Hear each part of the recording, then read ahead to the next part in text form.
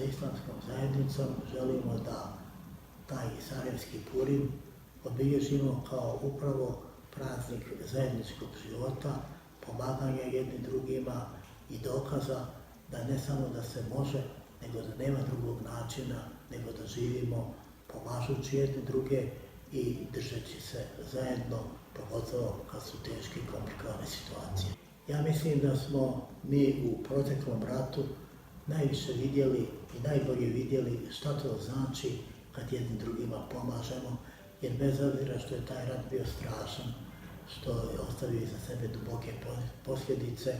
podijeljenost među ljudima, ipak je za nas koji smo ga preživjeli u Sarajevu imao i puno svjetlih tačaka, jer smo jednostavno stekli puno prijatelja. Koga god ste sreli na ulici, postao vam je prijatelj zato što je još uvijek živ i zato što je uspio da preživi. I upravo je Sarajevo i Bosna i Hercegovina dugo vremena bila simbol tolerancije i suživota. Mi smo jako ponosni što, evo, i danas u 21. vijeku u Sarajevu se živi normalno, u Sarajevu nema incidenata koje možete da čitate da se dešavaju u ostatku Evrope i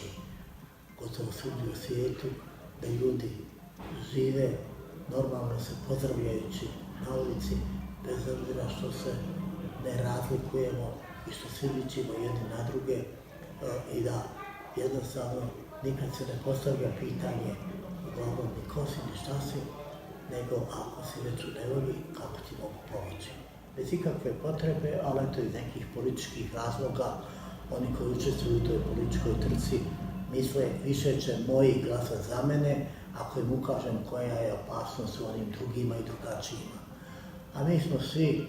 izvana jednaki. Kad hodate ulicama Sarajeva, vi ne znate ko je, ni koje vjere, ni koje nacije, ni kojem se Bogu moli, odnosno svi se molimo istom Bogu, ali u raznim bogomoljama i na razne načine. Tako Sarajevo je Sarajevo koje svi mi volimo i za koje svi priželjkujemo da se taj duh Sarajeva održi ili oni koji misle da ga više nema, da se povrati u punoj svojoj snazi.